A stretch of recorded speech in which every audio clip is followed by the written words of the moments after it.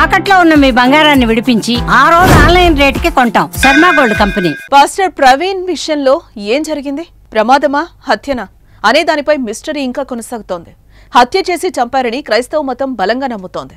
ఆయనకు జరిగిన ప్రమాదంపై సంచలన ఆరోపణలు వస్తున్నాయి.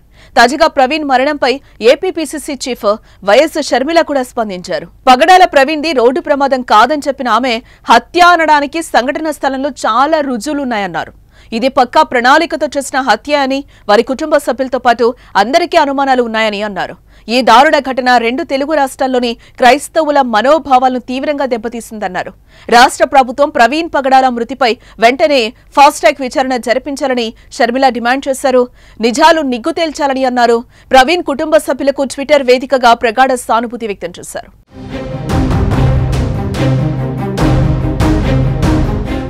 రాజమండ్రి సమీపంలో ప్రవీణ్ ప్రమాదానికి గురై చనిపోయారు. మంగళవారం మధ్యాహ్నం ఈ విషయం వెలుగులోకి వచ్చింది.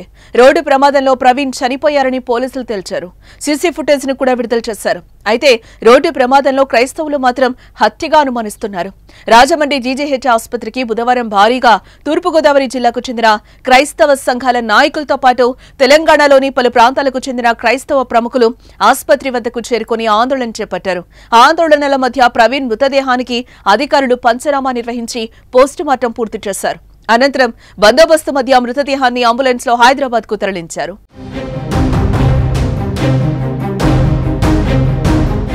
ప్రవీణ్ మృతిపై వస్తున్న అనుమానాల నేపథ్యంలో ఏపీ సర్కార్ ఇప్పటికే అప్రమత్తమైంది.